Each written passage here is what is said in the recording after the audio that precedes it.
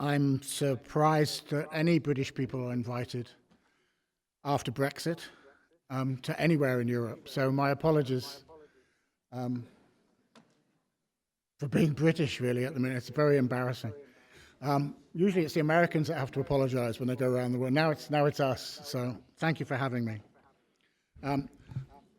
Whoever's got control of the microphone, I can hear a rebound here, which is not very helpful. Is there any way to get rid of that? I'll carry on, but I can hear myself, which is... Okay, I'll ignore myself. So I'm going to throw a lot of facts and figures at you. No, actually, I can't do this. I'm really sorry. I'm going to throw a lot of facts and figures at you, but I thought I'd start with a couple of stories before we go into the research to sort of to remind us or ground us in the fact this is about people, not statistics and data, although the data is important, I think. So just a couple of stories. You all have your own stories, I'm sure. So my very first job was in New York, working as a nursing attendant, God knows how many years ago, probably the 1980s, I think. And I was just a nursing attendant, very lowly job, very enjoyable, but very hard. And there was this guy on the ward who hadn't opened his eyes for the 3 days since he'd been admitted, which is quite hard to do. He was bruised all over from walking into the walls and the door. And about 3 o'clock in the morning, out of boredom, really, I said, "Bob, why have you got your eyes closed?" And he immediately opened his eyes, put his head right there, and I thought, oh no, wrong question, John. And he said, "It's about fucking time one of you idiots asked me why I've got my eyes closed." So I don't know if Spanish, does that translate into Spanish? I'm sure you have a word for that. Because we had all been looking up eye closed behavior in the diagnostic manual to figure out, is there an eye closed disorder, or what is eye closed a symptom of, so we knew which color pill to give him. None of us had thought to ask him. He was happy to tell me. He said, "My family put me in here against my will to get insight. And that's what I've fucking well been doing, you assholes." I don't recommend this at home as a way of dealing with anger.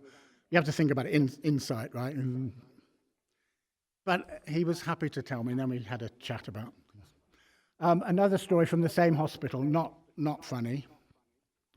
I was designated to sit for 2 hours a day. We were all doing it on shifts with a young woman who hadn't spoken for months and therefore had picked up the diagnosis catatonic schizophrenic, because that's what catatonic schizophrenics do, they don't speak.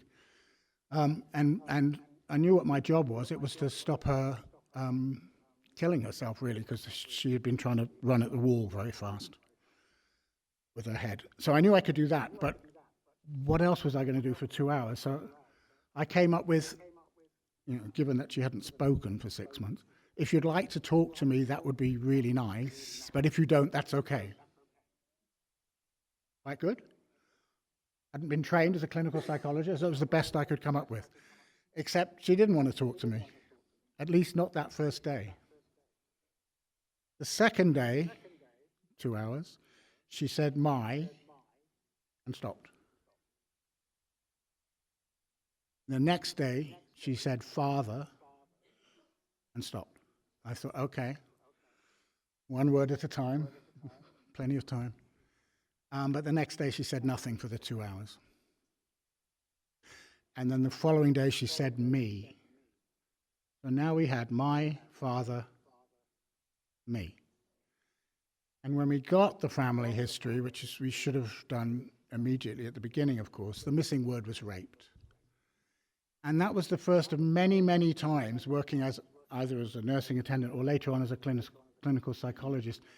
If I found that if you could establish just enough trust, and I don't know why she chose to speak to me, probably because I had least power in the system. I was the safest to tell, rather than the people with the power to lock her up for longer or medicate her more, or tell her that didn't happen, which happens a lot, I'm afraid, when people disclose abuse and those sorts of things. But I particularly learned how people can tell you and not tell you things at the same time. She was trying to find out whether I could be trusted, because she didn't tell me really, but she did. You see what I mean? Anyway, 2 stories to start with. I'm still getting the rebound if anybody can do anything about it. I can actually push through it. Oh, yeah, sorry to...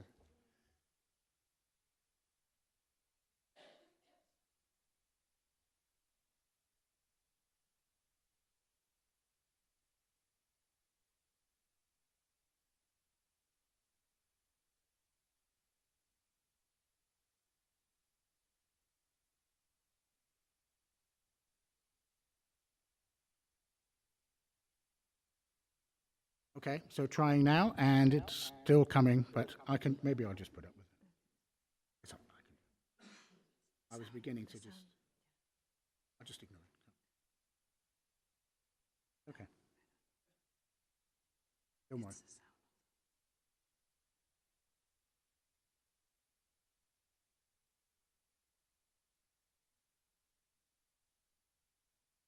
Don't worry, it's okay.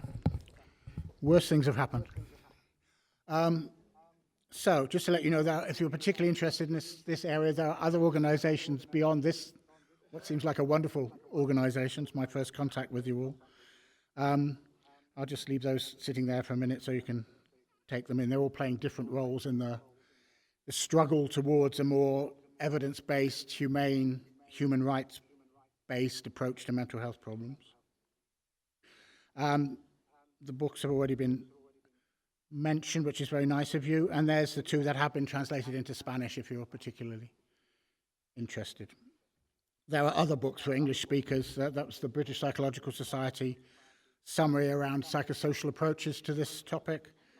And probably if you read one book only, this is the most inspirational book I've ever read. It's 50 stories of people who have heard voices, been diagnosed with schizophrenia, and recovered despite mental health services. I'll leave you to, that's a lovely book. So to get my biases or values, my friends call them, these are my values, my enemies call them, these are my biases, so you can take your pick. This is my starting position on the medical model, which is what's causing all the problems in our mental health system. It's not evidence-based. It has led to unscientific, stigmatizing diagnoses. It wrongly claims a predominantly biogenetic causal basis. It denies and minimizes the actual social causes. It increases fear, prejudice, and pessimism about recovery. It promotes largely ineffective and often damaging drugs. Here the words largely and often, so some people get help from these drugs. I'm saying largely ineffective, which means for 90% of people no better than placebo.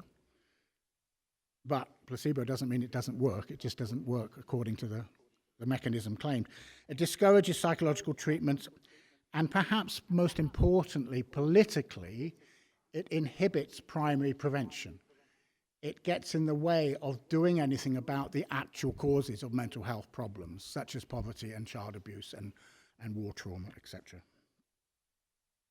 Here's the typical medical model explanation of schizophrenia. The American Psychiatric Association says it is a chronic brain disorder.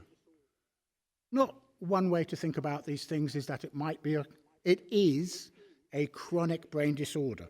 And while there's no cure for schizophrenia, experts continue to unravel the causes by studying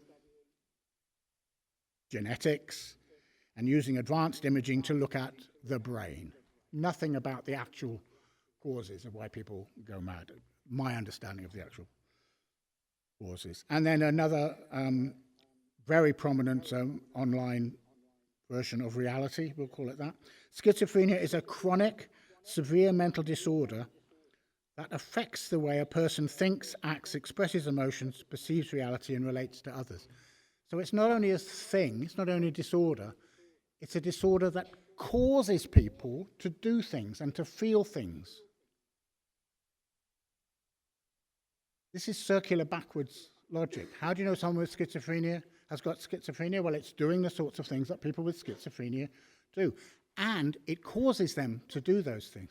This makes as much sense as saying depression is caused by a thing inside you called depression. We're told depression is caused by a major depressive disorder. Not this is a word that describes the things that people are doing or tries to categorize badly as it happens, but it's a causal thing. It's just a word. It doesn't explain anything, but there are a lot of mental health professionals that really think when they use the word schizophrenia, they are explaining something. I know why that person's hearing voices. They've got this thing called schizophrenia, and that causes them to hear the voices. Where this thing is, or how you evidence that it exists, is entirely another. It is a descriptor. And as I shall show you shortly, an extraordinarily unscientific descriptor. But that's what we're stuck with. And just to look at the dominance of this model, to use my own country as an example, our government did a survey not so long ago, which found that 1 in 4 of us are now on psychiatric drugs. That was actually excluding antipsychotics. This was just the antidepressants and the anti-anxiety and so on. 1 in 4. And even higher rates if you're female, older, or live in a poor neighborhood. So we're now effectively drugging the effects of poverty.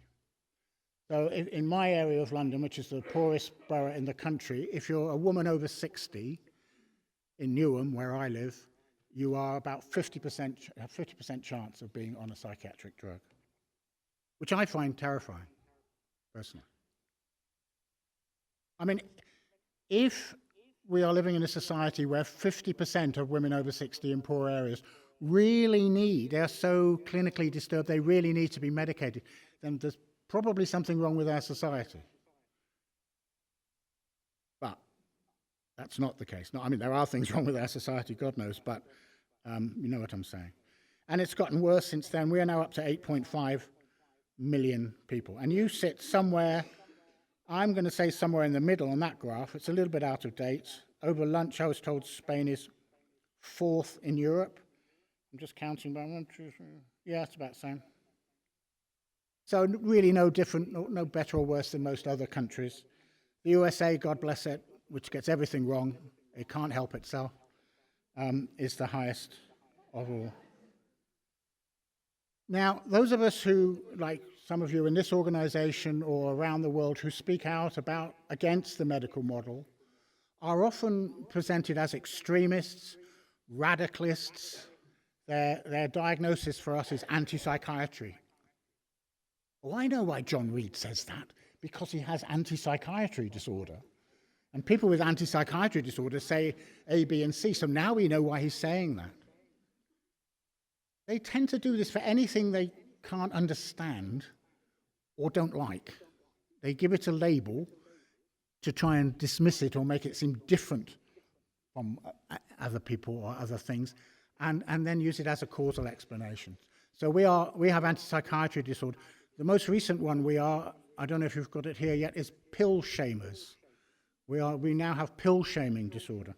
Anyway, it turns out we're not so radical after all. Listen to what the World Health Organization and the United Nations have to say in October. Mental health and well-being are strongly associated with social, economic, and physical environments, as well as poverty, violence, and discrimination. However, most mental health systems focus on diagnosis, medication, and symptom reduction. neglecting the social determinants that affect people's mental health.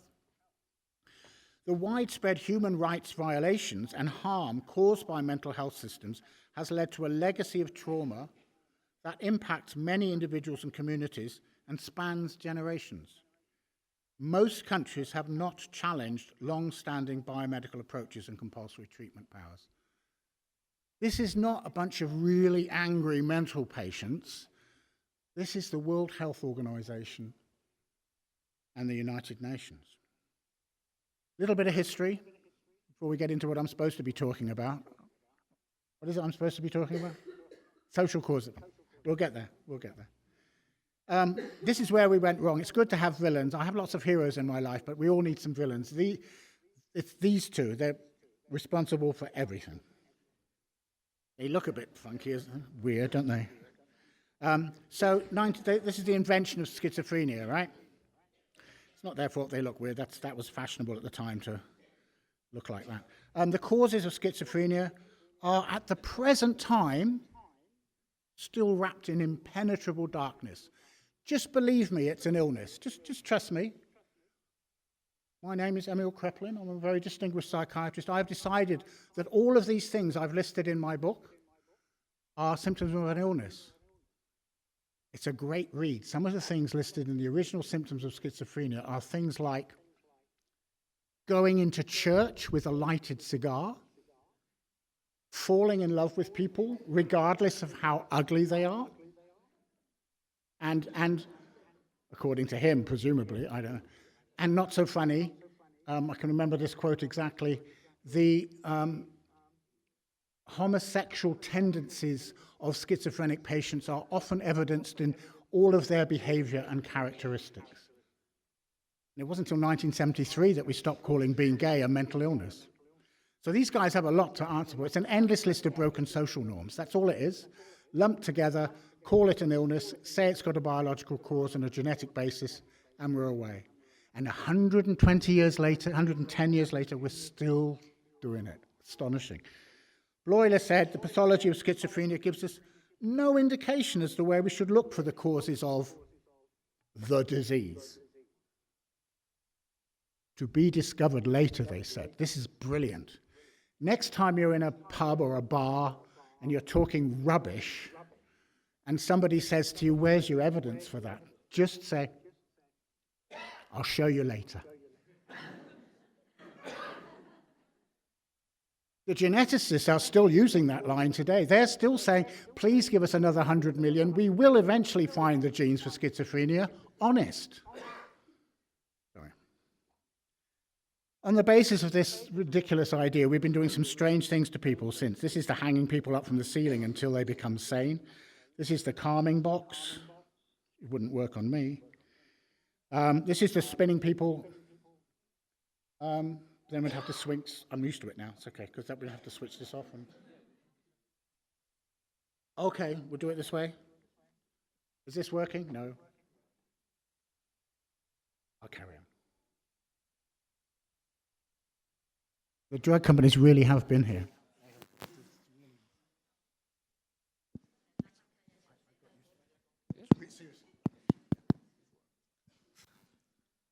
Now I feel like I've got to sing a song. This is like, and trust me, you don't want that. So this is the. No, it's still coming back to me. Thanks anyway. We'll just push on. Forget it. This is the spinning people into unconsciousness. Sorry, health warning on this one. This is really unpleasant. Sorry, we won't dwell on that. You know what that is. This is something that I would like to say. Somebody will be standing on a platform like this in 10 years' time saying, here's another thing, another ridiculous thing we used to do to people with mental disorders. But unfortunately, we're still doing it. And as you've been told, I'm giving a talk on that tomorrow evening. You're very welcome to come. I also need your help because we're running the first international online survey on ECT for people who have had ECT and their friends and relatives. So when you get the slides from this, please have a look and email me, or somewhere later. I think it's the next slide. There we go. There's a link there to the survey. We're up to about 850 at the minute from 35 countries. Spain isn't doing too bad, but you're not winning. And you'll want to beat Portugal at least, won't you? So, I'm not going to talk about ECT today, but please help me with that if you can. So let's a little bit talk about, does this thing that is used today to try and describe describe people who hear voices and think the world is out to get them, does it have any scientific basis before we come into the psychosocial causes? Does it exist? Does it have a reliability? You know, it's a scientific construct. I know you all know this.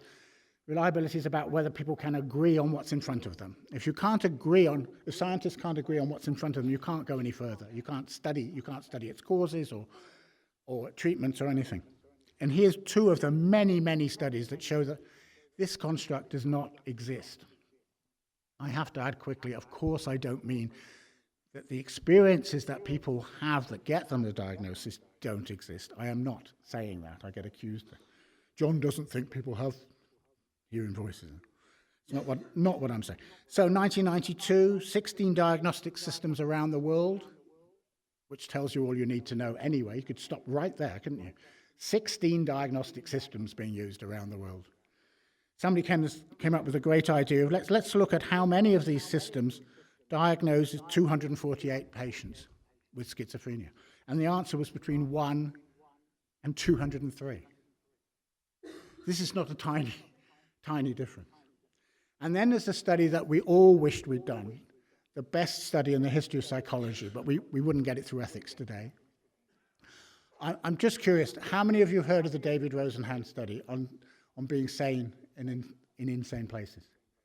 Great, I get to tell the whole story. I hate it when people put their hands up. This is the best story in the whole of psychology. So David Rosenhan was a very naughty clinical psychologist in America in the 70s, at a time when graduate students apparently did what they were told. Because he told 8 of his graduate students to ring up the local psychiatric hospital and say they were hearing the words thud and empty. They were all admitted to psychiatric hospital. 7 of the 8 were diagnosed with schizophrenia, because that's what people with schizophrenia do, they hear voices. And then their job was to get out of the hospital. And they couldn't. Well, they're not still there. But it took them a long time to get out. And they were taking notes because it was an experiment. And when Rosenhan went in and looked at their medical files, he found things like bizarre, schizophrenic-like note-taking behavior. Because once you've got this diagnosis, everything you do is filtered through it. So you get a little bit upset, oh, the schizophrenia is coming back. Or you don't react as you should do, oh, the schizophrenia. You understand. But the second half of the story is even better, because the psychiatrists and the hospital managers were well pissed off. Sorry, angry. I don't know what Spanish was pissed off is. And they said, that's not fair. You didn't tell us you were going to do that. Not much of an excuse, really, but he said, okay, we'll do it again next year. I'll come back at the end of 12 months, and you tell me how many pseudo patients I sent in. And now they're on their best behavior. They're comparing notes. They're making sure they use the diagnostic manual properly. Rosenhan comes back at the end of the year and says, okay, how many did I send in this year? And they added it all up and said 12% of our patients this year were your pseudo patients. But he hadn't sent any in. I told you he was naughty. There was one group of people in the hospital who knew what was going on and figured it out, and that was the patients. And they were a bit cross about it. Don't mess with this. Is serious business. We're in here struggling away, and you're playing some silly bloody experiment. Get these people out of here. But they were the only ones who knew. Interesting. It was a small study, but it's a good story. And it speaks volumes. Now, have I done that? Oh, good. So the diagnostic approach today, I said I'd show you how this construct has no scientific reliability or validity, and I'm going to do that quickly Could be a 2-hour lecture, but it gets a bit boring. I'll do it this way. Our latest scientific attempt to determine who has this thing has got it down to you need 2 of the following 5 things. Never mind what they are for now. Can you see the floor immediately? 2 out of 5. I'll demonstrate. So you can all, from this side of the aisle over here, you can have, what would you like? You can have hallucinations and delusions. Say thank you. You can have thought disorder and catatonia, but no hallucinations or delusions, okay? So now these 2 groups of people have nothing in common, but you have the same diagnosis. Now, in science, this is called a disjunctive category, and in every scientific discipline except psychiatry, it's thrown out immediately. It means nothing. The English, ordinary English word for this is complete bollocks. And again, I'm sorry, I don't know what the Spanish translation. How are you doing up there? I want to hear later how that one came out. Okay. There are some advantages to a diagnostic approach, we have to be honest. It does assist communication. It can bring relief.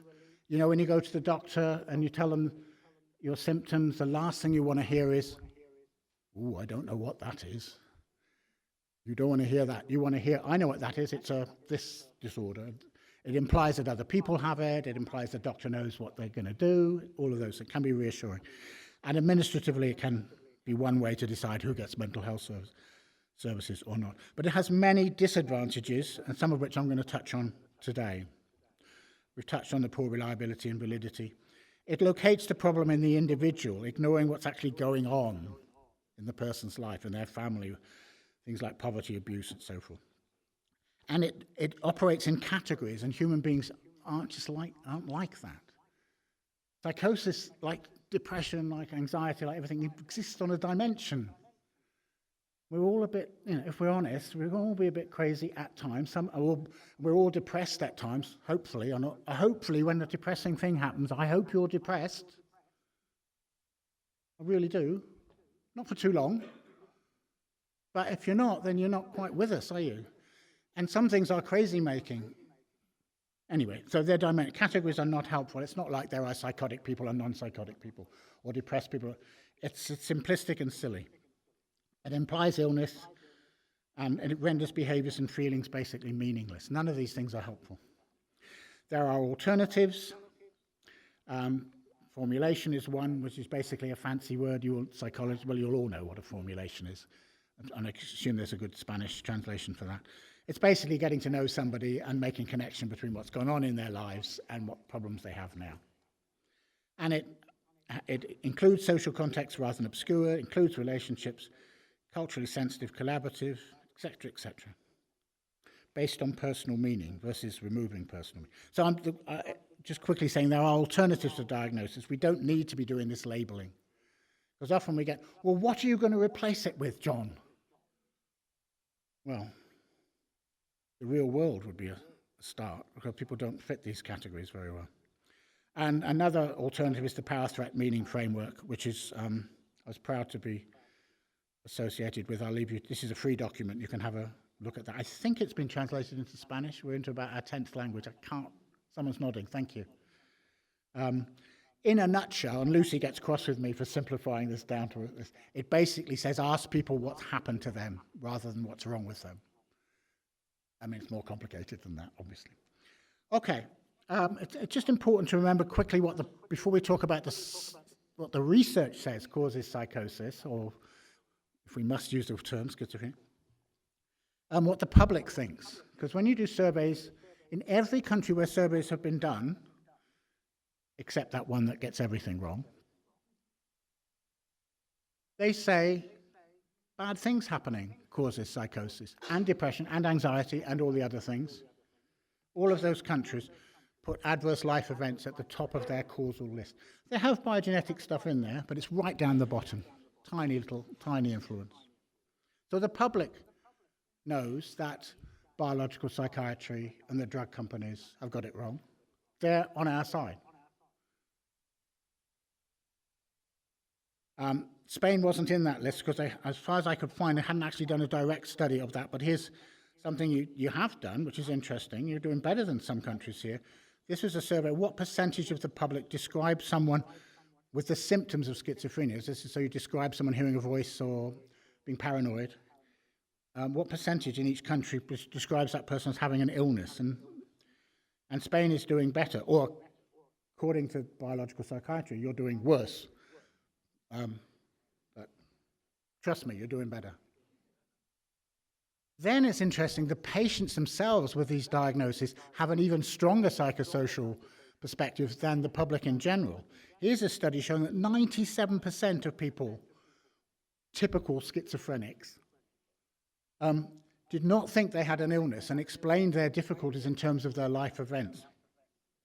You'd think that a profession that was told but 97% of your patients think this, you'd think they'd be interested in that and want to change the way they approach things. But no, psychiatry decides to call it lack of insight and call it a symptom of schizophrenia. So now you've got this situation where the more you try and explain to your psychiatrist that, no, doctor, it's what's happened to me that's caused my problem, the more the psychiatrist thinks they're right. Because you are showing a symptom of the illness that you say you haven't got, and they say you have. The polite word for that is a double bind. And here we go again, but the ordinary way, that's a mind fuck. And if you include the power differential into that conversation, that's a horrible, horrible thing to do to somebody who's trying to tell you what's happened in their lives. Oh, well, that just proves there's something wrong with your brain. Thank you. And now here's one of these wonderful laugh or cry moments. There's many laugh or cry moments in the history of psychiatry.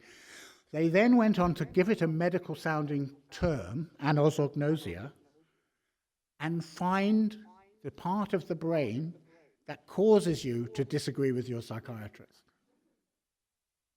Laugh or cry. I think laugh is probably better than crying, because there's enough to cry about, so let's have a... You couldn't make this stuff up. We did a big survey of people on antipsychotics and asked them just straightforwardly, what do you think causes the problems that you ended up on antipsychotics for? And then we analyzed all their answers and made a little scale from purely biological to purely social. And 75% of them had a social explanation. And the biogenetic was in there. And iatrogenic, which is basically caused by the mental health system. I was merely depressed when I went in. I came out completely bonkers, though they didn't say it quite like that. And we suggested to those people, it was really a response to that previous study, the reason we did this, and we said, rather than dismiss the beliefs as lack of insight, it is more respectful and productive to listen carefully and adjust our understandings and services accordingly. Brackets, as any real medical or scientific profession would do. I do still get a bit cross, I'm sorry. Here's just some examples. I'll only read the first two just to bring it to life a bit, because most of these are numbers. So, I believe being raised in a house with a dad with anger led me to live in constant fear as a child. But I didn't understand that fear. So instead, it changed to paranoid thinking, like monsters or demons were coming to kill me. Which is mad. It is crazy, because the monsters and demons weren't coming to kill him. But when you look at the context of this, what was happening to this, it makes sense. I won't read. You're going to get all these slides so you can look at things. It's not good bedtime reading, I don't recommend it, but it was important to give people a voice, I think. So, here's what the research actually says. That's what the public thinks and what patients think. Does the research support the public and the patients, or does it support biological psychiatry and the drug companies? That's a nice neutral way to put the question. I don't like to polarize things. If you had to summarize it in one slide, here are the causes of psychosis. But the important thing on this slide is that there is no, of course, there's no single cause of psychosis. There's no single cause of anything in human life, is there? Or it's very rare. So it's usually a combination of these things that increase the chance of someone ending up with a diagnosis of schizophrenia, or however you want, or hearing voices telling you horrible things, or however you want to think about that. And I'm not, you'll be glad to hear, going to go through all of these. We have to touch on genetic predisposition because it's become such a powerful myth that schizophrenia in particular has a genetic basis to it. There is actually no evidence for that. Pause for effect. Not, it's weak, there is no evidence for. Back in 2008, they did a review of all the studies that had been done at that point in time and decided the distribution of test statistics suggests nothing outside of what would be expected by chance. They used to, remember the search for this, some of you will be old enough to remember the search for the schizophrenia gene, which went on for 70 years. And then when they finally admitted they couldn't find one, they decided to start looking for hundreds and hundreds of little genes that interacted with one another in a way that somehow would explain some percentage of the variants. And at a genetic conference about 10 years ago now, I put my hand up and said, when you finished spending all this money, what percentage of the variants do you think you will have explained? And the geneticists on the stage had a little conversation, and they decided that the number was 13%.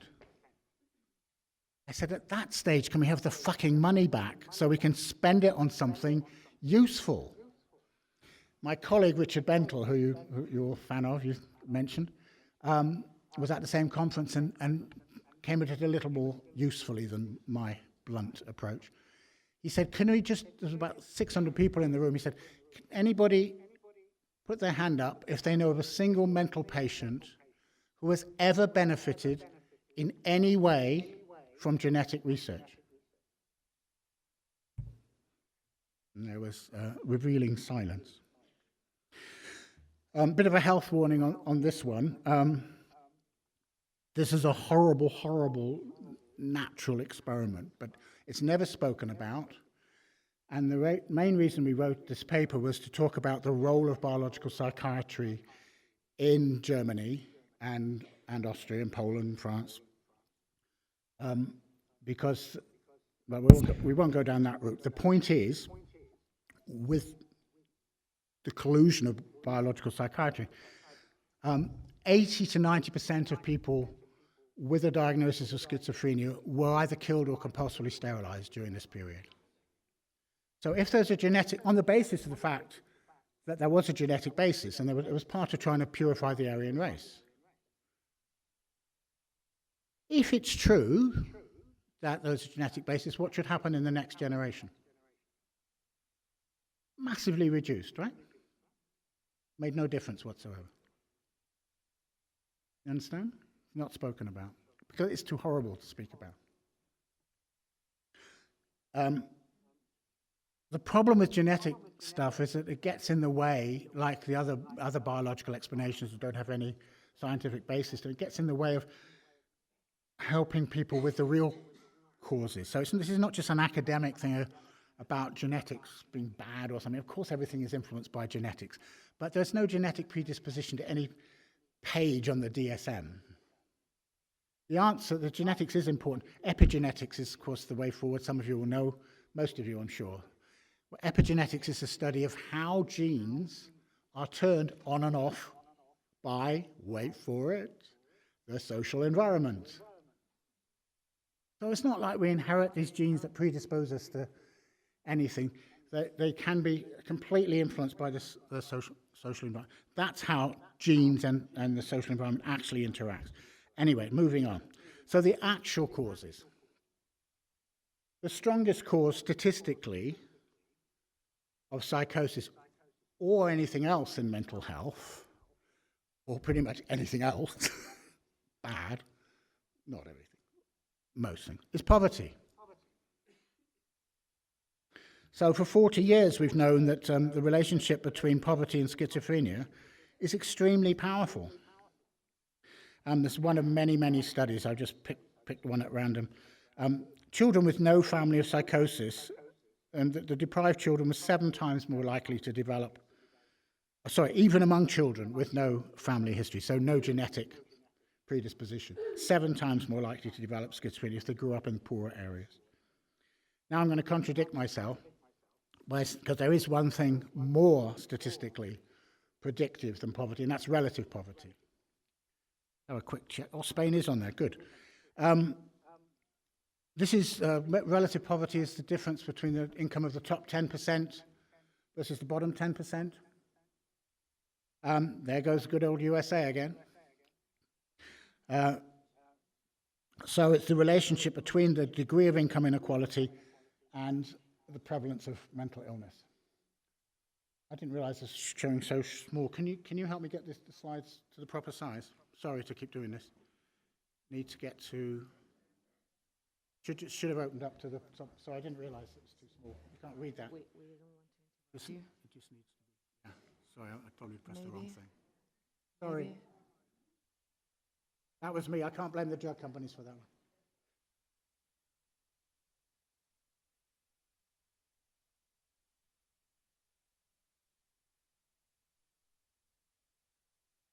That's it. Yes, thank you. Yeah, okay. It's only so you can read the word Spain in one of them. I did make an effort here.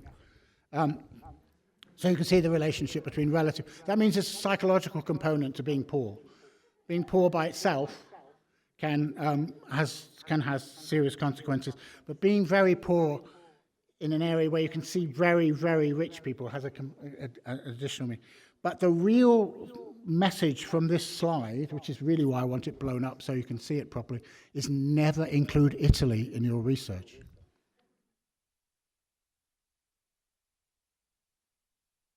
Just non-conformist. That's a bad joke, sorry. So now I have to buy every American a drink and every Italian person a drink. We'll get through the rest of you later as we go through this one. So here's the areas that I've done most of my research on, the relationship between child abuse and psychosis.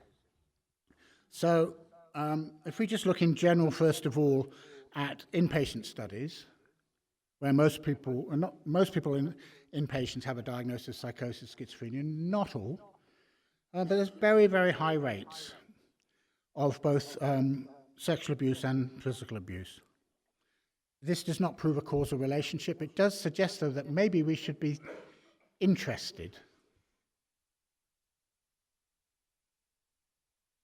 And then when you include other types of abuse and neglect, the figures, if you combine those, get up to about 80–90%. And there are things that are not about the bad things that human beings do to one another. Life has its own inevitable things that happen, like losing mum or dad for 100 different reasons. Here's a study where the people who lost mum in the first 8 years of life were 12 times more likely to end up with a diagnosis of psychosis. Remember the first slide? By itself, probably barely increases it, but in combination with other things. It's one more thing that we ought to be asking people about, because obviously losing mum, assuming there was some kind of functional relationship going on, which there is 9 times out of 10, you're losing a protective figure, so you're more exposed to some of the other things. So it's not all about abuse and neglect. But here's one of our earlier attempts to summarize the research on child abuse and trauma. We did decide that there was a causal relationship, but there wasn't that many studies then. People say you need to do more studies, fair enough, so there were lots of studies after that. This is a bit naughty. This is called cherry picking. This is the study that has the strongest relationship. So this is naughty, I'll confess, but still.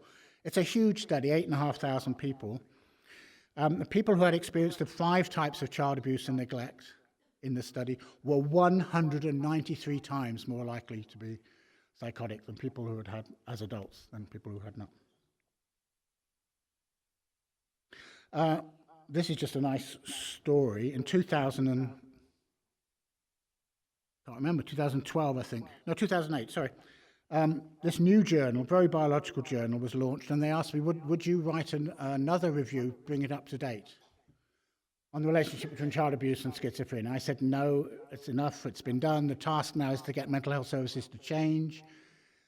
People will get it if they want to get it. If they don't, they weren't on board with this now. Thank you, can we move on? And they came back with, but John, this goes to the 10,000 psychiatrists in America who are most involved with psychosis for free.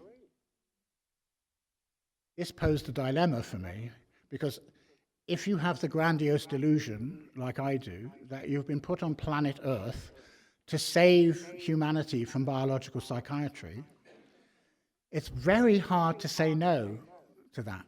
So we said yes, and we did another one, and we found the same thing. We used it as an opportunity to remind people at the bottom there about the stress vulnerability model. This is kind of important.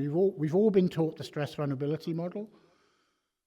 You know, it says you inherit a certain amount of stress to X, and if you inherit a lot of, a certain vulnerability to X, and if you inherit a lot of vulnerability, then it doesn't take very much stress to push you over the edge, and if you inherit a low amount of vulnerability, you know all that. And people say, oh, John, we've included stress in the model. Why are you going on about it? Well, that just relegates stress to a trigger of the underlying genetic predisposition. Without a vulnerability, the abuse and neglect and poverty doesn't really. It's only in people who are vulnerable, who are born vulnerable, that child abuse has a bad effect. And what's interesting is the people who invented that idea, Zubin and Spring, talked about vulnerability part of the equation being acquired. Both sides of the stress vulnerability model can be trauma-based, and they said that themselves. Due to the influence of trauma, specific diseases, perimental complications, family experiences, adolescent peer interactions. It's not rocket science, is it? If you've been done in, badly treated as a child, you are going to be more vulnerable to being done in again as an adolescent or young adult, aren't you?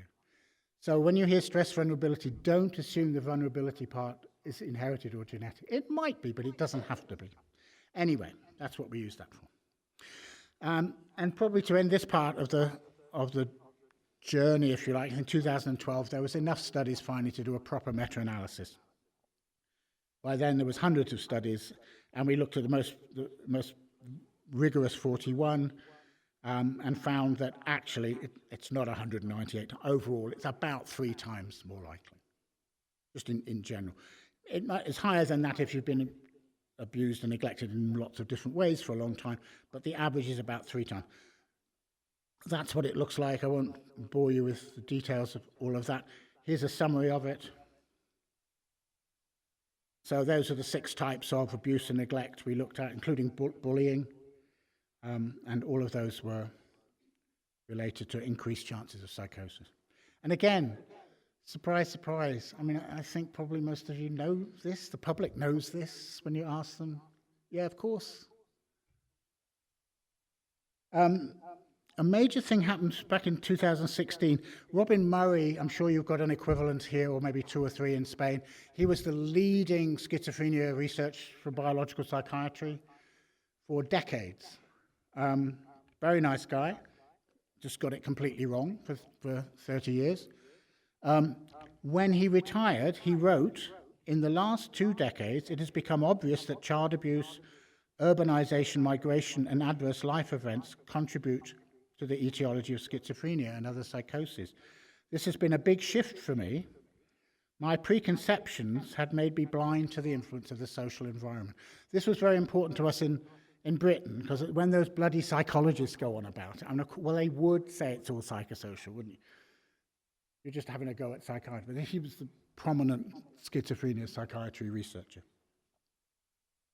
I presented this quote at a Liverpool conference about 5 years ago, and then I should have stopped there, but I went on to say, where's the apology for all the damage that he's done for 30 years? And why do psychiatrists wait till they retire to speak their version of the truth? And what I didn't know was that Robin was sat in the back row, and it was an interesting lunch after that. It went something like this: John, why don't you write a book about all the things I've done wrong in my life? And I said, it would take too long. Nice man. We're like an old married couple. He's a nice guy. Now, where's the brain in all this? And my second on my list was brain differences. And when I go to schizophrenia conferences, this slide always comes up. And I don't know if any of you like horror movies, but most people who like horror movies have one scene where they can't bear to look at it and they have to hide behind the sofa. This is my... Fuck off. Sorry. But remember, this has been recorded. Are we editing this? Too late, John. Okay, I'm too old to care. The point is, they put this up to demonstrate that this is a brain disease. And it looks kind of convincing, can't you? The schizo, I don't think they mean to be rude, it's just short for schizophrenia. It's a smaller overall size, larger ventricles. You can see it's a brain disease. Why are you going on about psychosocial things? It's there's the evidence. Excuse me? What do you think a brain is for? Oh, there's a stranger in the room. I'll make it simpler. What fucking use would a brain be that doesn't respond to the environment? Oh. Yeah, I can see where he's going with this. Anywhere else you put that brain, any other branch of medicine, the question immediately becomes what's happened to the people in the brain, in the group over there. In psychiatry, no. It's evidence that nothing has happened to these people except they inherited some sort of thing that made their brain change. Very silly. Anyway, by 2001, we knew finally what was going on in the brains of traumatized children. We didn't know that until the 1990s. And I didn't do that research. I'm not a brain expert or a neuropsychologist. But by the end of the century, we did finally know what is happening in the brains of children that are severely abused and severely neglected. And we thought it'd be a good idea to see if there's any similarity at all between that and the supposed brain differences of people diagnosed with schizophrenia in adulthood. So here's the main 5 things that all textbooks tell us is the difference between schizophrenic brains and normal brains. Is there any similarity between that and what's happening in the brains of traumatized children? Here's what we found. I'll do that again. You understand? My case rests, me lord. I think I'm going to, there's a few slides on stigma here, and rather than cut into time for discussion, I'm going to jump these. I gave a warning to the translator. So trust me, or don't. The biological explanations for schizophrenia or depression or anything else increase stigma. They don't decrease stigma. You know, this idea of the mental illness is an illness like any other. It increases stigma, fear of dangerousness, otherness, exaggerates perceptions of otherness, and decreases perceptions of chances of recovery. I'm going to jump those so that we'll leave time for plenty of discussion, because that's the fun bit. You can look at that if you are interested. So, here's the other part of what I was supposed to be talking about. Does adversity and abuse matter? So primarily we're now talking about the clinical implications of all of this, which are probably extremely obvious. I have to say at this point, I give this talk all over the world. I'm very fortunate to be invited all over the world, and the most common response I get everywhere is, John, thank you, but we knew all of that. What we didn't know is how much research evidence there is to support our view. I thought I was the only one who thought that. Just sort of throw that in. Here's an interesting one about the public. We looked at what the public thinks are the causes of mental health. Here's what they think about what people need if they hear voices or get really paranoid or get a diagnosis of schizophrenia. In all of those countries, that was the pause for the bad joke about the United States. I was trying not to do it. They think that people with these difficulties should have someone to talk to. With medication, down the bottom, and ECT off the scale. Doesn't make them right. I have a fridge magnet that says, never underestimate the stupidity of large groups of people. So it doesn't mean they're right, but it is interesting that that's what the public thinks, because they are our clients, aren't they? Mental health patients don't come from planet Xeon, they are members of the public. So just interesting. Here's a Spanish study. It's on depression because I couldn't find one on psychosis. Sorry, 95% of Spanish people believe depression is caused by adverse life events. And when they're asked which is the most appropriate professional to help people, 47% psychologists, 29% psychiatrists. That's just to show I'd done some homework to try and, you probably knew that. Here's a Portuguese one, a Portuguese youth, which is interesting, which is about psychosis. What is helpful? Therapy, 81%, antipsychotics, 47%. Now, we have done quite a lot of research, this is about clinical implications, about whether or not mental health services around the world are even asking about child abuse and neglect. Never mind doing anything about it, just finding out whether people have been through bad things in their childhood. And in all these studies, there are only 21, which is sad. There were only 21 then, there's a few more now. Between 0 and 22% of people who use mental health services are ever asked about child abuse. Certain groups are less likely to be asked: men, people diagnosed with psychotic disorders, for obvious reasons, also older people. I'm just putting that out there. So you can't talk about clinical implications without at least briefly talking about the primary treatment, the first line of treatment that people get when they get this diagnosis, and you all know what that is. It's antipsychotics. In every country, probably 95% of people who pick up this diagnosis will be put on antipsychotics within 24 to 48 hours. Is that fair here? As if it's a given that this is an absolutely essential, effective, and relatively safe treatment. Here's what the Cochrane Review says about risperidone. You know what Cochrane Reviews are. If you want to know the truth about a drug, you don't read what the drug companies say. Perhaps you don't read what John Reed says. Cochrane Review are respected as the most objective, right, and thorough. Risperidone appears to have a marginal benefit in terms of clinical improvement compared with placebo in the first few weeks of treatment. But the margin may not be clinically meaningful. Clinically meaningful has a specific term in drug trials. It means, can anybody see it? Because you can reduce symptoms by, on a 0 to 100 scale, maybe 3 or 4 points, and it becomes statistically significant. But neither the patient, nor the nurses, nor mum, or anybody can actually see it. It doesn't exist in the real world of people's experience.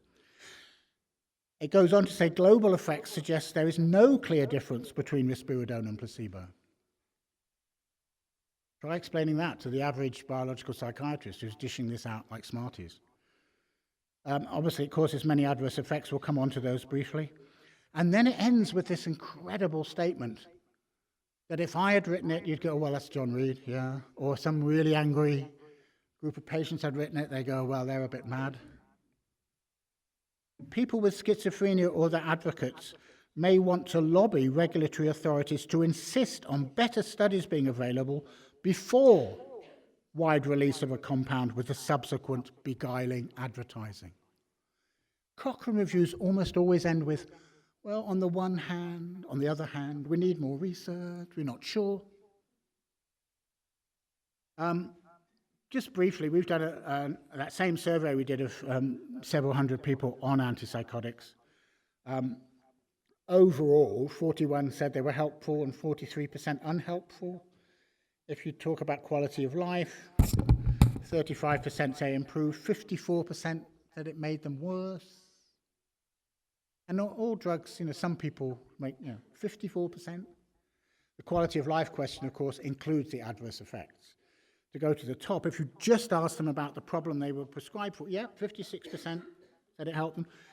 Still 27% made it the problems for which they were prescribed worse.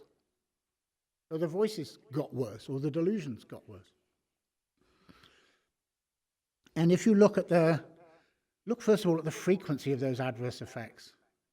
The definition of a common adverse effect in most drug guidelines, national guidelines, is 2%, before it becomes called a common adverse. Look at those figures. And if you look at the top 5, they're all pretty much saying the same thing. These drugs are very effective tranquilizers. That's what they do.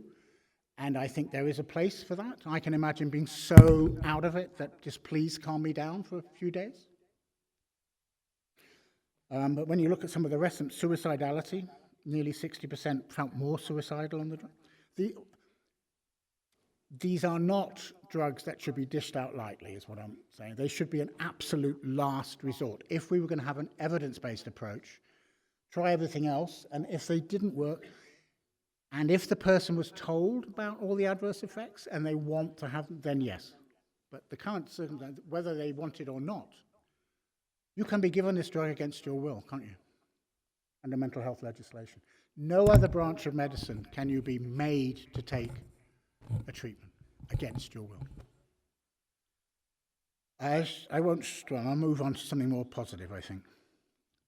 That was about the withdrawal effects, which is another issue. It's a real taboo issue still. We've made a lot of progress on withdrawal effects on antidepressants, but we're only just beginning to touch the surface with antipsychotics. So, back to the World Health Organization and the United Nations, because that might seem a bit extreme. Just to be clear, I'm not against medication. I'm against people not being given an informed choice. Not for me to say whether people should have medication or not, but it is as a professional and for all of us to say people have a right, a human right, to informed choice. And that is not happening. Our survey showed that no people were told about withdrawal effects, and about 5% were told about any of the major adverse effects. Anyway, prescription psychotropic drugs. Countries should adopt a higher standard for the free and informed consent to psychotropic drugs, given their potential risks of harm in the short and long term. Legislation can require medical staff to inform service users about their right to discontinue treatment and to receive support in this. Support should be provided to help people safely withdraw from treatment with drugs. The prescription of psychotropic drugs and follow-up requires careful physical health assessment and monitoring. And as I say, we're making some progress with antidepressants in Britain. We have changed the guidelines there. But the idea of supporting people to come off antipsychotics is still extremely taboo, and I'm sure it is here. There's a fear that people will do terrible things if they come off. So that's going to take a while to deal with that. I'm going to move on now to the positive end and to make sure we have proper time for discussion. So the answers to all of this, I've been critical, so where does all this leave us in terms of what we should be doing? And this is where it gets really obvious, and I could just walk off now and you'd know the answer. The answer, if human distress is largely caused by bad things happening in human relationships one way or another, what's the answer? Good things happening in human relationships. So one of the things I said at the beginning was that the medical model underestimates the importance of human relationships in the causes of and solutions to human distress. And I'm sure I'm now talking about most of the work that most of you do on a regular day-to-day basis. So forgive me for telling you stuff you do already know. I'm going to give a few examples of how the relationship, this is how science proves that the relationship is the most important thing. We don't need the science, but here it is anyway. And I'll start with a particularly interesting one. This is that same survey again about people who are on antipsychotic medication. And if we go down to the bottom, 25%, we asked them about the relationship they had with the person who prescribed the medication. 25% had a good or very good relationship, most not so good, but 25% did. They felt listened to. And that was a very powerful predictor of whether the drugs worked in their perception, which is what matters. And was at a psychiatry conference in Britain probably about 8 years ago, trying to explain to the psychiatrist, I don't know why they invited me, for entertainment, I suppose, trying to explain, your drugs often do work, but not for the reasons that you think. They work when you have the time and the capacity to be nice to people. Why is that so scary? That's good. Do more of that. Whether or not you give them medication at the end, just listen. Some liked it and smiled. Some felt it was been a bit arrogant, condescending. Probably was. Now, here's some other examples where relationships have been demonstrated in more psychosocial approaches.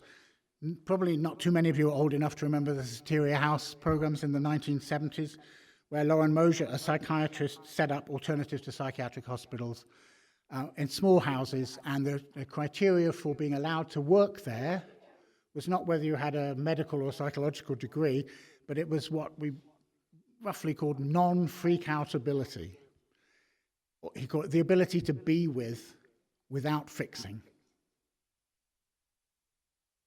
Just sit with someone and reassure them without trying to stop them having the experiences or anything. And that turned out to be at least as effective as treatment as usual in terms of symptoms, and more effective than treatment as usual in terms of any social criteria like friends getting back to work or all of those things. And those who had received no medication were the most improved. Open dialogue. Is open dialogue going in Spain at all? Yes, some instances. Oh, great. So this is, again, I'm sure that I will offend them if I say it's really simple, but it's basically about when somebody becomes psychotic, getting together, everybody you can find who has anything to do with this person or has some sort of caring relationship, and together trying to figure out what's going on and what the solutions are. And the role of the therapist is to help them communicate. And this reminds me, I was in New Zealand for 20 years, and Maori people there could not understand why us white people took away somebody in an individual situation into an office with another person, closed the door, and then it was all secret what happened for confidentiality, which is a good thing to us, you know. But to them, it's like, how is that useful? And they would get together, grandmas and grandpas, and sometimes 20 people in the room, and would sit there for hours, sometimes days. And yeah, they would have understandings of madness that I didn't share, like the voices was a voice of a dead grandmother telling them off, or it wasn't my thing, but at least they assumed there was some meaning, and they searched together for the meaning. That's kind of what open dialogue is, I guess.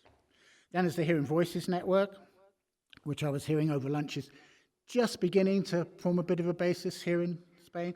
I think this is one of the most exciting things that's happened in the last 20 years in the mental health field. It's basically people who hear voices who have just got fed up of waiting for mental health services to reform themselves and start listening to what's going on in their lives and to what might help, instead of trying to suppress the voices and tell them that the voices mean there's something horribly wrong with them or their brains or their genes. They're just fed up. So they get together, they support one another, they share coping mechanisms like, did you know that if you want to stop voices immediately, you just turn the radio on or start reading? It doesn't solve anything or stop it permanently, but you can't, if you fill up the speech areas of the brain, you can't hear voices. Interesting. Which goes along with those early experiments to try and prove that voices are internal events. If they put a microphone next to the vocal cords, when people hear voices, the vocal cords are going. Cool, right? Anyway, the point is they don't diagnose one another, they don't have the power to medicate one another or label one, and they just help one another, the relationships. Quotes from group members. Without the group, I would be isolated. I used to think I was the only person this is happening to, that I was freakish or wrong. It helped me realize that there are other people. It normalized it and made it less inhuman. I'd been living all these years in a strange, isolated bubble, thinking I was unique. And then I realized there were all these other people just like me, because we make people scared. we make people scared to admit that they're hearing voices because, oh my God, that means they've got this terrible thing called schizophrenia. They're mad, they're crazy, they're completely different from me, and they're weird and strange. And we did a survey, sorry, not of people, but of research studies going back. I think the first one was in 1890. How many people in any society, if you do huge surveys, hear voices, and the average is 13%. And what makes a difference, and most of those never end up in psychiatric hospital, what makes a difference between those who hear voices who end up in psychiatric hospital and those who don't is what you tell yourself the first time you hear voices. Interesting. And we tell people to tell themselves there's something seriously and irreversibly wrong and inferior with themselves. And if you're my age, this is a useful normalizing tool because it's very important to normalize these things, I think. If you're my age, and all I'm gonna do is over 60, that's as far as I'm going. But two studies of people over 60 who have lost a lifetime partner, 82% hear or see that person in the year after their death. So what's wrong with the other 12%, and when are they going to come up with a medication to help them hear or see their partner? Just a useful normalizing thing. And I'm not saying that people do hear scary voices telling them to do horrible things. I'm not minimizing that. I've worked with people like that for many, many years before I went into academia. And then there's the CBT for psychosis, cognitive behavior therapy for psychosis. I'm going to make sure there's at least half an hour for discussion, probably a bit more. So this is actually the psychological intervention that has the most research support. It's not CBT in general, it's a variation on CBT, which is designed to help people deal with the stress of hearing voices, not to try and suppress the voices, to help them understand where the voices have come from and to learn to live with the voices. So it's got a bit different. And it works. Not for everybody. Nothing works for everybody. It's got very good research base. I would say not because it's better than other psychological approaches, but they're just better researchers. I mean, psychodynamic folk do some excellent work, but will they research their stuff? Oh, no. We just know it works, and it's far too complicated to reduce to a research paradigm. So I'm a big fan of psychodynamic stuff, Rogerian stuff. They probably all work, but they've produced the best evidence. And this is the most important thing they did. They went on to find out why it works. So they did a study where they plugged in all the possible ingredients, like how experienced was the clinician, how severely disturbed was the patient, blah, blah, blah, about 20 different things, and the quality of the therapeutic relationship. And you know what the next slide is going to say. What predicted a positive outcome better than anything else? The nature of the quality of the therapeutic relationship between the two people. Not that the CBT techniques probably helped. Maybe they only helped because they show that this person studied hard enough to come up with some ideas that might help me, and God bless them, they're trying to teach me something new. Isn't that nice of them? They really care about me. I probably won't do the homework, but I really like that they care about me. I'm being uncared. I do think CBT it's been helpful in my life. So, but that's interesting, isn't it? The therapeutic relationship is what. But you knew that. And then finally, just one slide on the implications for primary prevention, sort of at a political level.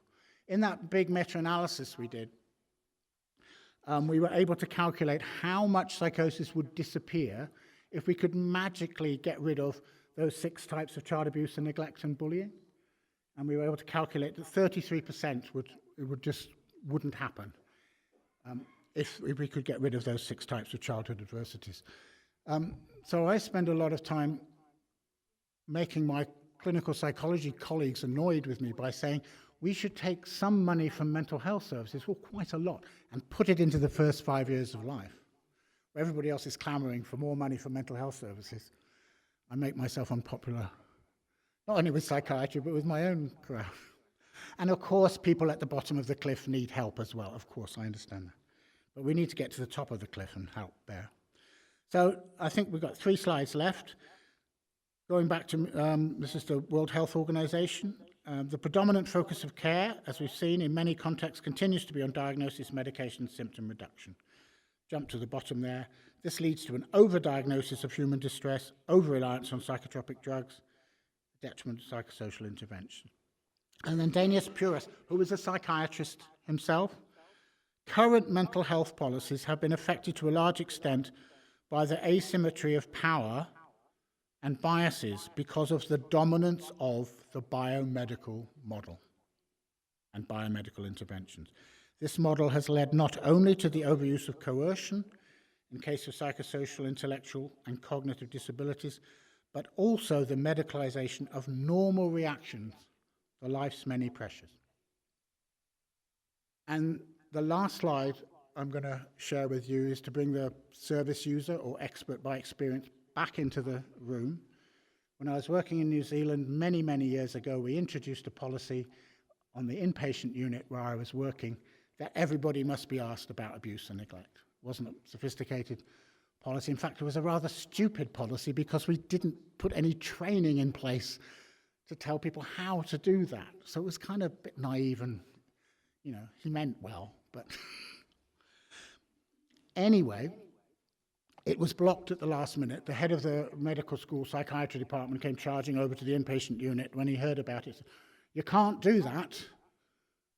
First of all, you can't believe crazy people when they talk about child abuse and neglect. It's probably part of their psychosis, which makes me really cross. That's really blaming the victim. But the other one was even funnier. And anyway, psychiatrists aren't bound by unit policies. Just nurses and psychologists and everybody else. Anyway, to counter that, we did interviews with about 80 or 90 of the heaviest users of our mental health services in Auckland, New Zealand, and asked them one question. What do you think about the idea of asking everybody, when they first come into contact with mental health services, about abuse and neglect as a child? What do you think? And some of them were really angry about being asked that. I've been in this system 20 years and nobody's fucking asked me that. Now you come along from the university. Oh, what use is that? And then they calmed down and realized we were kind of on their side. And they gave us these amazing quotes, which we have used ever since 20 years or so when we train mental health service providers. I'll just leave you with these three quotes. There was an assumption that I had a mental illness, and because I wasn't saying anything about my abuse, nobody knew. There were so many doctors and nurses and social workers, and I'm sure psychologists, in your life asking you about the same thing, mental, but not asking you why. I just wish they would have said, what happened to you? What happened? But they didn't. Thank you.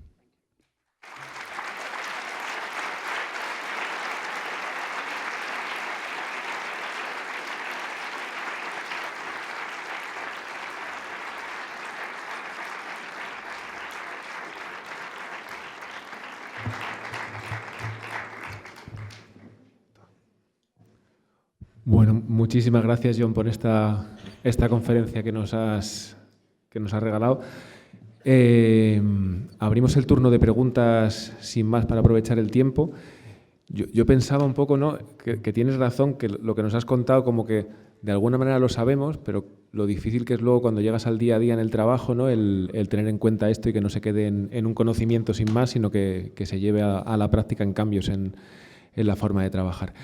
Si os parece, abrimos el turno de preguntas ya para que haya más tiempo de debate. Sí.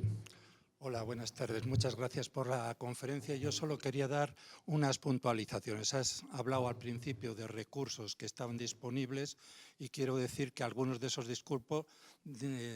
recursos lo están. El marco de poder, amenaza y significado está traducido al español efectivamente en los dos formatos primeros que están descargables y en el formato libre también, que además curiosamente ha sido la AEN la que ha participado en ello, esta organización. El otro documento, el de comprender la psicosis y la esquizofrenia, también está traducido y está accesible en varias páginas. Y me permites una cosa más, porque has hablado del diálogo abierto, también quería comunicar que efectivamente hay experiencias en España desde la perspectiva dialógica. Incluso dentro de 15 días hay un congreso que se celebra en Pamplona, un congreso internacional sobre la perspectiva dialógica en el trabajo entre servicios desde esta perspectiva. Y bueno, para acabar, si quieres, yo te puedo traducir las transparencias que has hecho, el PowerPoint, para pasarlo a la gente. Muchas gracias. Si os parece, hacemos varias preguntas, hacemos como...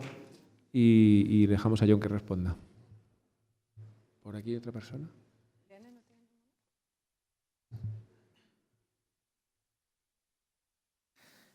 Primero de todo, muchas gracias por la exposición que has hecho.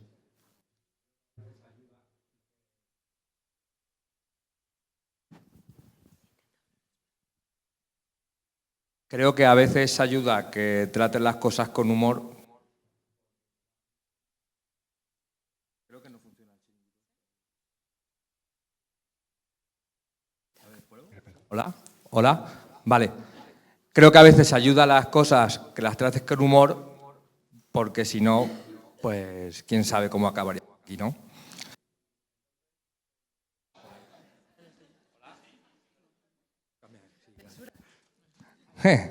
Pues entonces, con lo que has comentado sobre el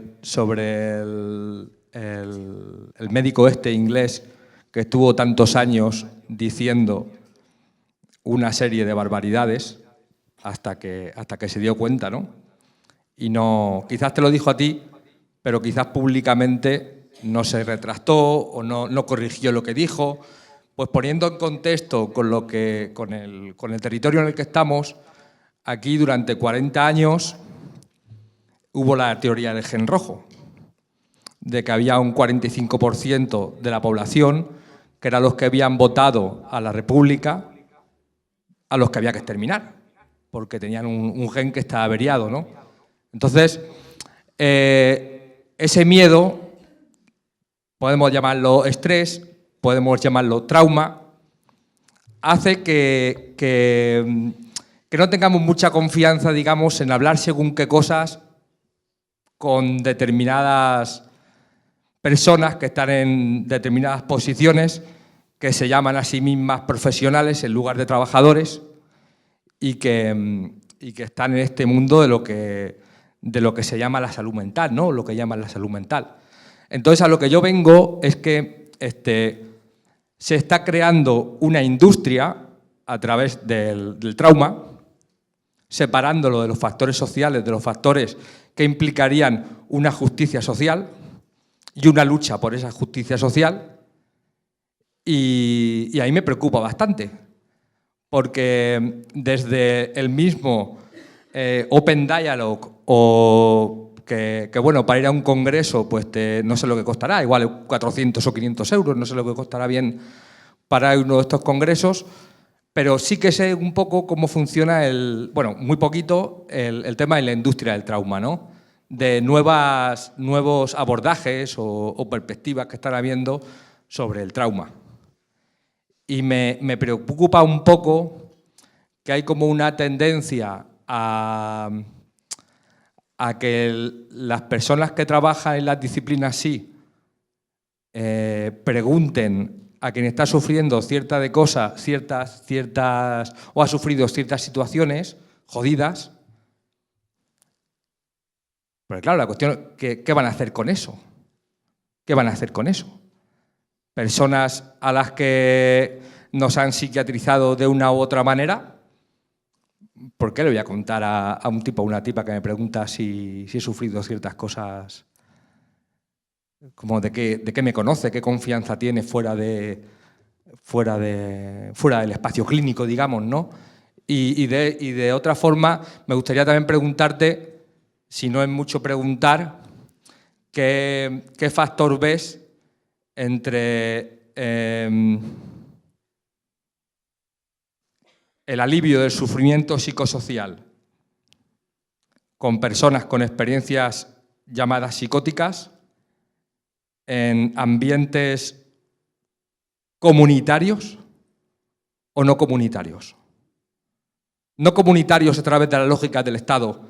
En Inglaterra, por ejemplo, ¿no? Pues hacen un centro comunitario, ¿no? Yo me acuerdo cuando estaba viviendo en Inglaterra unos años trabajando. Bueno, no trabajé mucho, la verdad, porque vi lo que había y dije, pues igual no trabajo tanto. Y cuando estaba allí y veía que habían centros comunitarios, y decía, hostias, ¿cuánto comunidad hay en Inglaterra? Hay centros comunitarios. Y no, lo que ocurre es que no hay tanta comunidad. Por eso hay tanto centro comunitario. Entonces, de una perspectiva intercultural, digamos, porque claro, aquí sacan los países, que está muy bien, ¿no? Por los países europeos, de donde está la ciencia hegemónica, donde se hacen esta serie de estudios, las personas que entran a los estudios. ¿Qué perspectiva estaría quizás en otros territorios? Muchas gracias, lo siento si mi intervención ha sido demasiado larga. ¿Quieres contestar? Do you want to ask? Yeah. Ok. Pues alguna pregunta más y luego ya damos paso a John.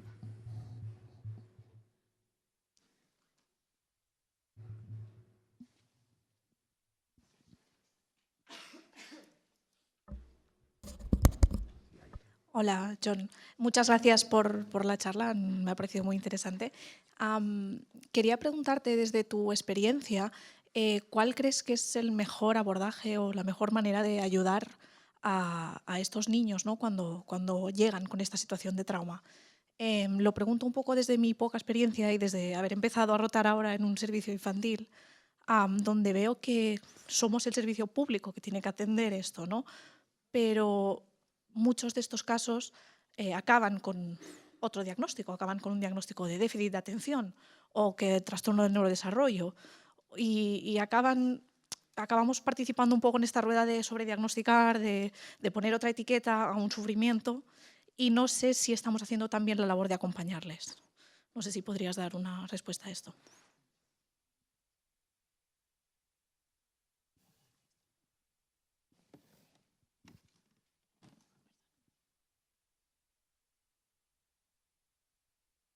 Una más y damos paso a...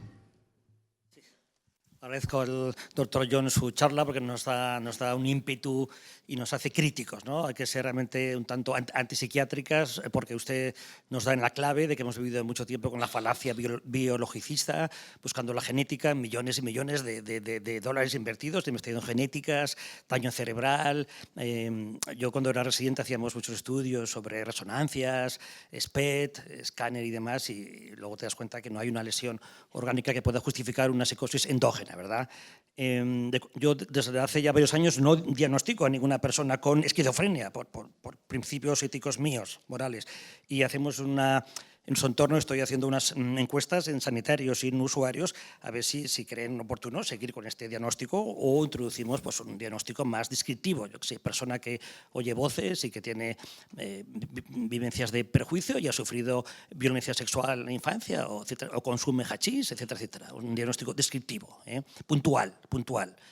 O sea que esto creo que es fantástico. En cuanto a los fármacos, usted nos ha dado la clave que estamos todos medicando en exceso el sufrimiento humano y también los cuadros psicóticos, aunque en mi experiencia clínica trabajo en una unidad de agudos y conozco el valor de los fármacos para aliviar el sufrimiento de estas personas psicóticas.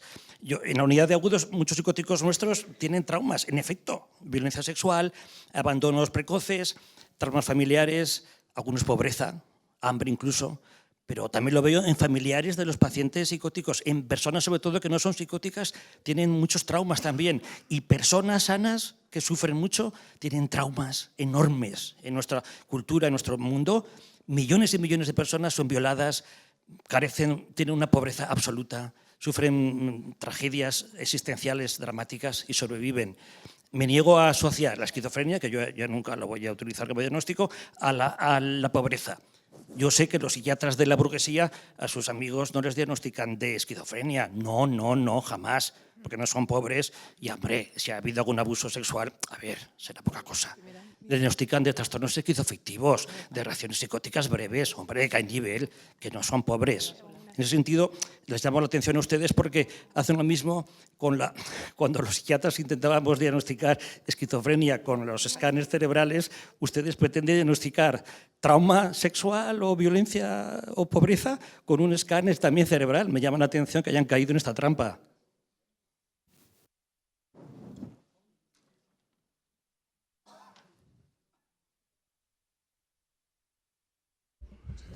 Hola, muchísimas gracias porque ha sido excepcional tu conferencia. Y bueno, al final la conclusión que saco es que lo mismo que tus estudios están hablando de lo que llevamos diciendo años y años los expertos por experiencia, desde el movimiento en primera persona. Y la pregunta que te quería hacer muy rápida es, ¿cómo podemos hacer para que este discurso hegemónico biologicista que causa tanto daño y tanto trauma a las personas con sufrimiento psíquico quede relegado porque no es válido y podamos poner en primera línea esto que estamos hablando desde hace tanto tiempo y que tú has expuesto de una manera magnífica? De verdad estoy absolutamente en éxtasis de escucharte y la esperanza de que esto cambie, por favor. Muchas gracias, John. Si os parece, dejamos que John responda a estas preguntas y seguimos con luego después, que si no se van a acumular muchas preguntas.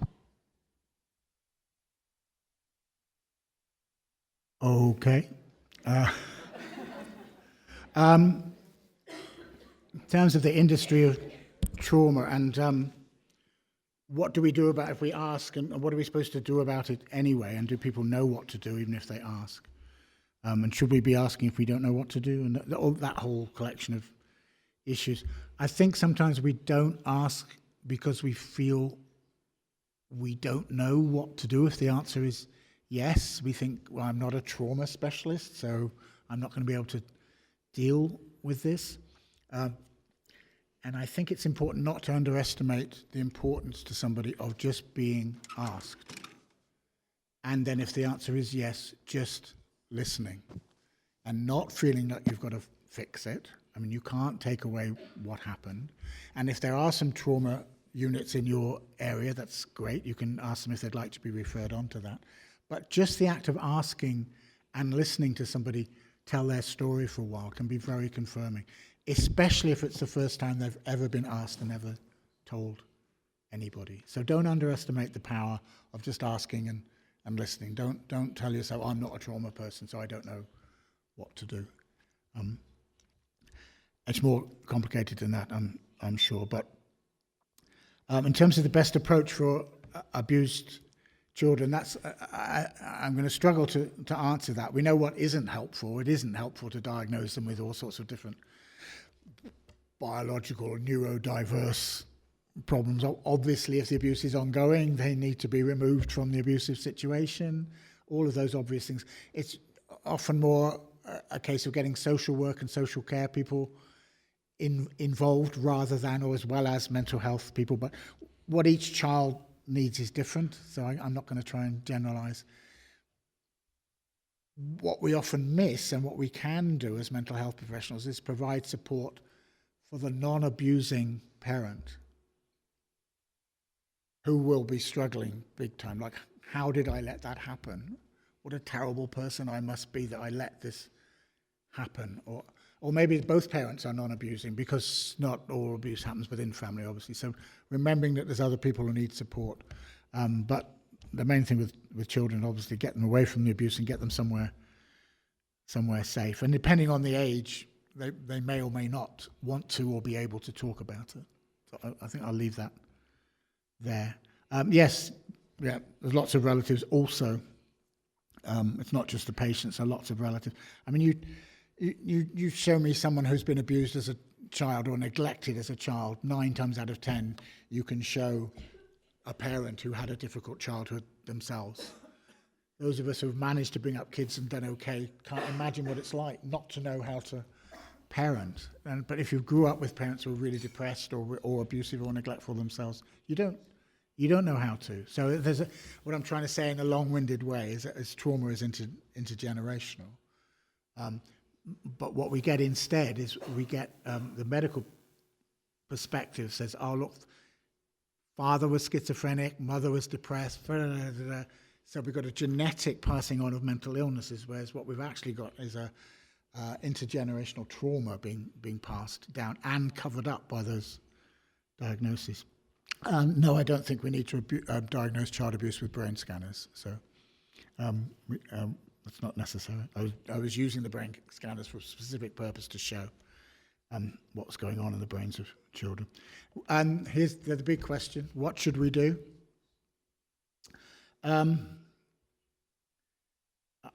I don't think it's a good idea for someone to come over from Britain and tell Spanish people what they should do. In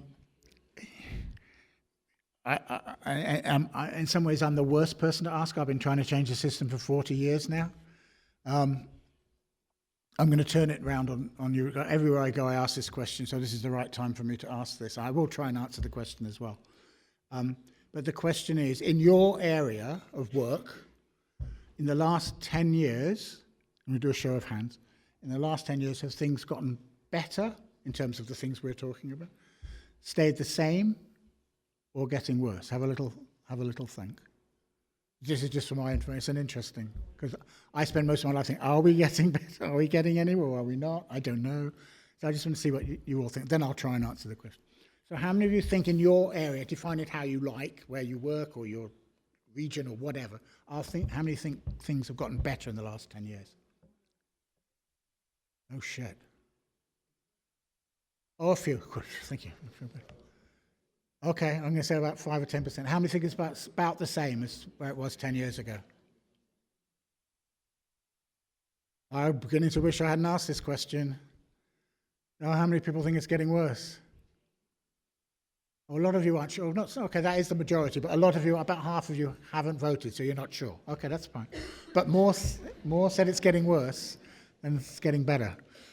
So what's the answer? Well, more getting together like this and supporting one another, because I think trying to do clinical work and support people and change the system at the same time is very exhausting and tiring. So we need to come together and support one another and have kindred spirits to help us through. Just continually, it's a cliche, but speaking truth to power. Just keep pointing out what's wrong. Don't be scared to speak out. I know sometimes it isn't safe to speak out. I understand that, but wherever you can, not just at work, but in the media and so forth. It's a long struggle. But now it's time for my other cliche. This is one of the hardest struggles there is. It's the last human rights struggle, I think, maybe, or one of the last human rights struggle. It's a very hard struggle, but you meet the best people, and that's proven again for me today. So, but I don't have all the answers, obviously. But we just all in our individual. It's basically bottom line: do what you can in your little way, or if it feels little. If we all look how many of us there are, and remember when you're feeling like we're losing. Remember those studies I put up. The public believes that psychosocial causes are the main factors. The public believes that talking about those things is more important than medication. So the battle is against it's against 1/2 of one profession, which is numerically quite tiny. If you lump together all the people involved in mental health, including nurses and psychologists, social workers, and all the assistant helpers and the residential workers, psychiatry is about 1%. So how come we somehow allow them to have so much power? What's that about? And now, yes and no, the answer is the drug companies, partially, blah, blah, blah. Anyway, I'm rambling now. So no, I don't have all the answers, but keep trying. I think it's not going to come in my lifetime, but I think there'll be a conference like this in 50 years' time, and we'll look back at this period. And it is a short period historically, if you look at over hundreds of years. It's only in some cultures, Western cultures, that this idea that if we're upset, there's something wrong with our brains and our genes has taken hold. We'll look back in 50 years' time and think, what was that about? That's weird. What on earth were they doing? We're not there yet, but we will get there, I think. Sorry, that doesn't answer your question. That's the best I can do. Maybe other people can answer that question themselves, not what should we be doing?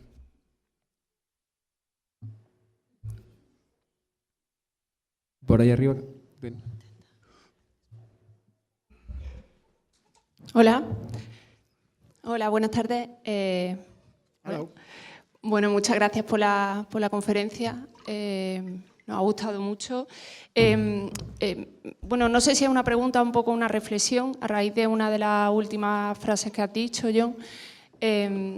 Hablaba un poco como, has lanzado una pregunta como de ¿cuánta psicosis desaparecería, ¿no?, si empezáramos a considerar el trauma, los abusos, ¿no?, todo lo que tiene que ver con lo que has propuesto?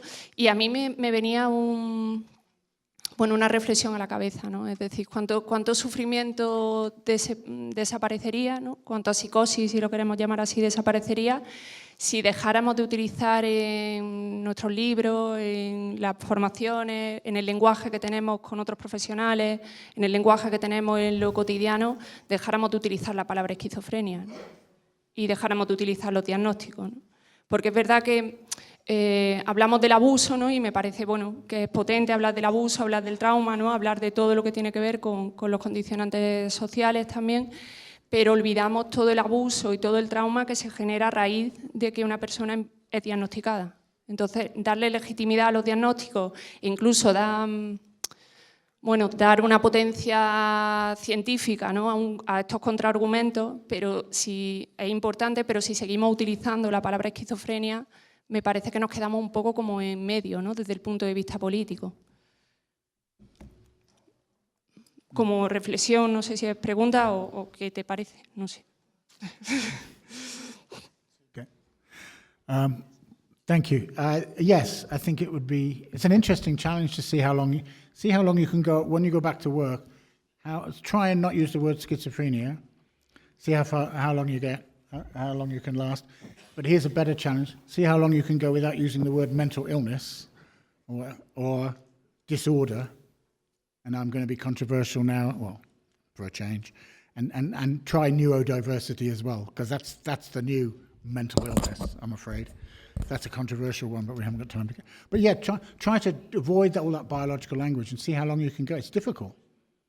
It is, because we're so immersed in it, and try and find what's your own words to replace it. Emotional distress? Is it? The problem is the things we replace them with are a bit long-winded. It's like, it's emotional distress or understandable reactions to life events or being unhappy, but try and find ordinary language to replace those things. The problem is when you do that, you get told you're minimizing it. You don't understand how serious it is. It's more than distress, John. It's mental illness. It's not distress. All right, extreme distress then. All right, lots and lots of distress. Distress and despair, but not illness. It's not an illness. These are not medical conditions. Sorry, I've had my say. Someone else. Si os parece, hacemos un par de turnos de preguntas más, o sea, un par de preguntas más y cerramos la mesa. Recordaros que antes de que se me olvide, que tenéis que entregar luego los cascos antes de iros y que está ya en la web los póster, ¿vale? Hay un dossier con los pósters de la gente que habéis enviado póster a las jornadas. Hola, a mí me gustaría saber más del trabajo que hacéis con las personas escuchadoras de voces. Porque sé que me puedo meter en internet, sé que me puedo informar por otro lado, pero me gustaría escucharlo, pues por alguien que ha trabajado con esas personas. Brevísimo. Yo he sido de las que ha levantado la mano porque creo que en los últimos 10 años se ha adelantado muchísimo en toda la salud mental. Solamente tengo que decir que uno de los mayores avances es que hoy hemos tenido una mesa con personas en primera persona. Eso es un súper avance. En mi experiencia personal, yo soy trabajadora de una asociación, trabajo en rehabilitación psicosocial en la comunidad. Normalmente yo hubiera venido a dar la ponencia, era lo normal. Hasta hace 10 años hubiéramos venido los profesionales, hoy vienen ellas. Bien, las personas que son las que tienen que hablar. Creo que eso es un súper avance. Y tenemos un movimiento en primera persona en España que está arrasando y que va a arrasar.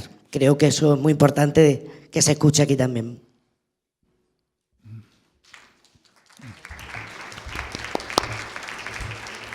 ¿Hay alguna pregunta más? ¿Que cabe una pregunta más por ahí? Okay. So, just to be clear, I don't do any clinical work anymore. I'm just an academic researcher now and someone who tries to change policy and so forth. But I did work for 20 years as a clinical psychologist, and always with people with psychosis. So we were talking before about, because your interest is in psychosis. I've never managed to get interested in anxiety and depression as much as psychosis. I just find it more interesting. So all my working life, clinically, I worked with people who hear voices. So it seemed to me, everybody's different, of course, but it seemed to me that the most important thing is to treat them the same as if somebody had just told you anything. If someone tells you they're feeling really depressed or really anxious, you ask them lots of questions about when did that start and why is that? What's your understanding of that? What works? What doesn't work? What makes you all? But when some professionals hear hearing voices, their brain just freezes and they think, "Oh, I'm just going to stop that. I mustn't ask questions about it." And the obvious questions are, you could name them. Who does the voice remind you? Anybody? How many voices are you hearing? Are they all bad or are some good? When did they start? Do they bother you? Which ones bother you? Why? Or I mean, it's just be curious and the most important one, what sort of help do you need with that? Because not everybody who hears voices wants to stop them. Some people want to understand them. Some people want to stop them. But most people, not all, but most people who hear voices have some good and some bad voices. Some people have voices of reassuring them. You know, grandma or whatever, who's protected them through all the bad things that have happened. And sometimes the good voices go, I'm rambling again, but it's just take an interest and just ask ordinary questions like, is this upsetting? How could we help? What do you need? Rather than trying to stop it. It just seems fairly, just common sense. Trying to think, what if a friend told you, oh, I just started hearing voices. I've heard of voices. What would you ask them? Or would you run in the next room screaming and calling the doctor? Maybe you would. Probably you'd ask them to tell me more. It's not rocket science. It's that relationship thing again, isn't it? It's just be interested and ask them would they like to talk about it and what help might we be able to give you. So it sounds stupidly simple, doesn't it? But, and sometimes it isn't because people don't trust and especially if they've been in the mental health system for a while, they won't want to tell you anything because they think if they tell you about the voices, you'll want to increase the medication or lock them up or something. So people won't necessarily want to tell you that if they've been in the system for a while. So it isn't simple, but the questions are fairly common sense, is what I'm trying to say, in a long-winded way. Sorry. Getting tired now. But those are great questions. Thank you so much.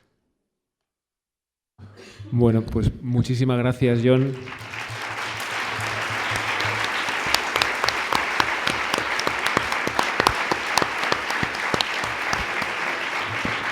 Ha sido un auténtico placer escucharte y espero que nos llevemos algo de lo que nos ha planteado John para intentar transformar las cosas que hacemos en nuestro día a día, ¿no? Que teniendo esto en la cabeza y teniendo este modelo en la cabeza es difícil tratar a la gente como a veces, ¿no?, hacemos en los dispositivos de salud mental, ¿no? Si tuviéramos todo esto en la cabeza, igual el trato que tendríamos sería distinto. Pues aquí terminamos el día de hoy. Recordaros lo de los cascos, lo de los pósters que podéis ver en Internet. Recordaros también a los socios de la madrileña que tenemos la asamblea ahora pues en 10 minutillos, 15 minutos. Y mañana emplazaros, recordaros que mañana por la mañana tenemos aquí la primera mitad de las jornadas y luego por la tarde estamos en el Ateneo. ¿Vale? Muchas gracias.